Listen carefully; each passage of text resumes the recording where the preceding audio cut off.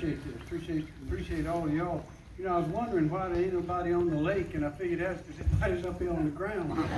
This is a great group. But you're doing a great thing by supporting Nathan and what he stands for. By the way, Sheriff Lott is in a convention or something some way, and he said that he would like to be here, but he ain't here. But he's for you.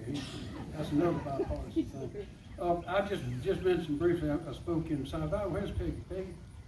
Yep, that's the most suffering woman in America right there. One thing I didn't mention inside was how important, speaking of Sheriff Lott and Nathan, how important law enforcement is.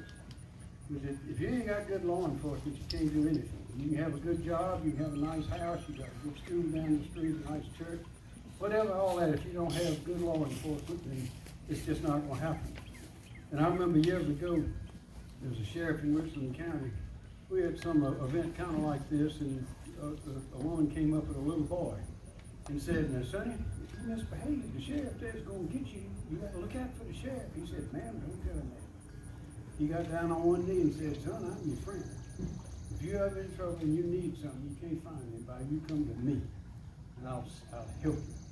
That's the right attitude that we have to have. And Nathan was instrumental in getting the bond bill passed. He's been instrumental in law enforcement. He's been a leader in a variety of very important things for our state. And I want to thank all of you for keeping him where he is and sending him back. And I'm going to quit talking. I'm reminded of a little story. Y'all remember the President Calvin Coolidge? They called him Silent Cal.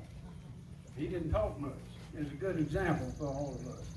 And he was at a dinner party with a fancy bunch of folks one time, and the fancy lady next to him said, "Mr. President, a friend of mine bet me a lot of money that I could not make you say more than 2 words. He said, 'You lose.'" So I'm going to stop while I'm ahead. Y'all, thank you very much for supporting Nathan. He's making South Carolina the best place in the world to live, work, and raise your family. Thank you.